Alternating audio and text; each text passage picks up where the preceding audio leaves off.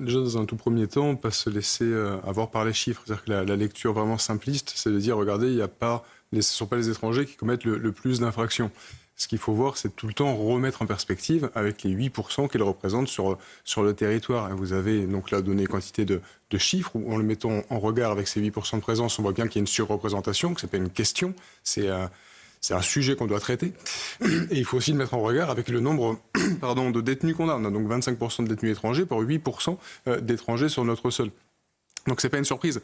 Et au niveau des infractions qui sont mentionnées, qu'on parle des cambriolages, qu'on parle du stupéfiant, à chaque fois on tombe sur les mêmes faiblesses, c'est-à-dire à la fois la justice des mineurs et la gestion de l'immigration. Parce que bien souvent les réseaux qui emploient ces jeunes les emploient parce qu'ils sont là et que c'est une manne pour eux, c'est une main d'œuvre, sont des fusibles. Donc on a des faiblesses. Et elles sont exploitées. C'est pour ça que vous avez des mineurs isolés qui se prennent des balles sur les points de deal. Et c'est pour ça que vous avez des réseaux de cambrioleurs avec à la fois des jeunes effectivement étrangers et également mineurs. Que ce soit l'immigration légale où effectivement le nombre empêche l'assimilation, ou l'immigration illégale avec les migrants en errance et qu'on retrouve sous crack parce que c'est une manne pour les dealers ou les mineurs isolés, c'est exponentiel en effet, puisqu'il n'y a rien qui est réglé. La justice ne marche pas avec un parc saturé, le volet administratif, il n'y a pas d'expulsion, on n'a pas de laissez-passer consulaire, on a des cracks qui débordent.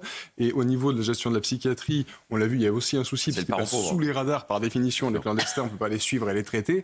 Et aussi énorme question sur le tissu associatif, qui joue un rôle parfois qui va contre les intérêts de l'État, et on n'est pas capable de dissoudre quand c'est pourtant nécessaire parfois.